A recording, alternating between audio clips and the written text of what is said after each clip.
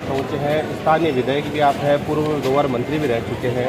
आप स्वयं को जनता का सेवक कहते हैं, लेकिन जिस तरह यहाँ पर अस्पताल की व्यवस्थाएं हैं जो बदहाल पड़ी है, यहाँ पर सीबीसी मशीनें खराब पड़ी है, ओपीडी पर्चियों में लाइन लगी है, डॉक्टरों के लाइन है, दवा वितरण केंद्रों पर लाइन है। वहीं जो डॉक्टर जिन आवास में निवास करते हैं उनकी भी जर्जर स्थिति है। और अभी कुछ दिन पूर्व 2 दिन पूर्व ही डीडीसी काउंटर की छत गिरी है और ड्रग स्टोर जो पास में मेडिकल है वह भी पूरी जर्जर अवस्था में। अगर हल्का सा भी कंपन वहाँ पे हो जाए तो पूरा का पूरा मेडिकल गिर सकता है। इन व्यवस्थाओं को किस तरह से सुधारें? सबसे महत्वपूर्ण बात ये है, आज एक तो कुड़नी के निवासी जो अध्यापक है वो अपने घर के बाहर जो बाईपास बना रहे हैं वो शराब पिए हुए, शराब की नशे में टक्कर मार कर 25 तक घसीट के। मेरा पुलिस को ये कहना है, ये शराब पी करके जो वाहन चला रहे हैं उन पर वो अंकुश लगाए। अब पुलिस क्या है कि मैं तो गश्त करती है और यहीं पर अपनी सारी सेटिंग करने में लगी रही। तो सबसे पहला तो ये है कि वो इस पर अंकुश लगाए, शराबियों को शराब पी करके कोई भी वाहन नहीं चलाए, ये सुनिश्चित करने का काम पुलिस का है। एक दूसरा, यहाँ व्यवस्थाओं की अब लाइन तो रजिस्ट्रेशन यहाँ कंप्यूटराइज हो रहा है, हमारी एकमात्र हॉस्पिटल जिला अस्पताल सारे मरीजों का कंप्यूटराइज हो रहा है और ओपीडी की भी संख्या एवरेज 1000 से ऊपर है।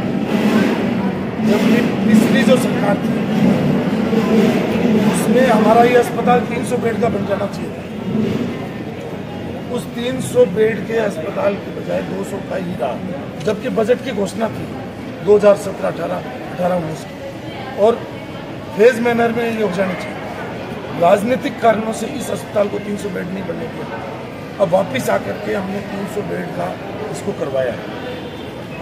और अब इसमें अभी भी मैंने मीटिंग करी है कि डॉक्टर्स और स्टाफ बढ़े तो ये जो इतने ओपीडी और आईपीडी के जो मरीज हैं उनकी केयर हो, ये अभी इसकी महती आवश्यकता है। ये तो पिछली बार ये ट्रॉमा सेंटर बना दिया था मैंने रोड सेफ्टी में, अगर आज ये नहीं होता तो ये मरीज कहाँ जाते? इसलिए हमारा फोकस है मेडिकल, और निश्चित रूप से सरकार से मिलकर के जनप्रतिनिधि होने के नाते इसकी समस्या का समाधान कराना। तो अभी भी मैंने इनको ये कहा कि NHM में और राज्य सरकार से क्या क्या सुविधाएं और मिल सकती है वो मैंने इनसे लिस्ट मांगी है। ये मुझे देंगे तो कल मैं मंत्री और सचिवों के साथ बैठक करके और उसका समाधान कर दूँगा।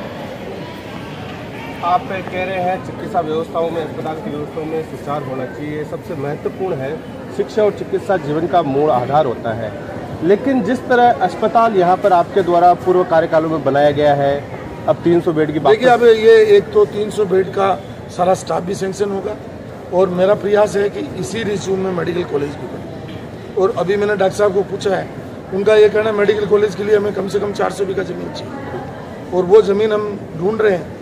ज़मीन को आरक्षित करके जिला अस्पताल भी बनवाएंगे और डॉक्टर्स की स्ट्रेंथ भी बढ़ाएंगे। और मतलब यहाँ जो सबऑर्डिनेट स्टाफ है, ANM, GNM, उनकी कमी है। तो मंत्री जी ने मुझे हाउस में आश्वस्त किया है कि जो भर्ती होगी अभी 50,000 की भर्ती कर रहे हैं, सबसे पहले डीरवाना अस्पताल में लगाएंगे। ये मंत्री जी ने आश्वासन दिया है। तो नई भर्ती होते ही यहाँ जो रिक्तियाँ हैं वो पूरी आपूर्ति करेंगे। चिकित्सा व्यवस्थाओं को लेकर बार बार शिकायतें भी आती रहती हैं। जिस तरह OPD इमरजेंसी आपातकाल की स्थिति रहती है, लेकिन यहाँ पर डॉक्टर आते हैं, चाय की चुस्कियों के लिए बाहर चले जाते हैं और मरीज भटकते रहते हैं। देखिए अभी तो मैं देख रहा हूँ व्यवस्थित चल रहा है, फिर भी आपकी कोई स्पेसिफिक कंप्लेंट होगी तो इनको निर्देश देंगे।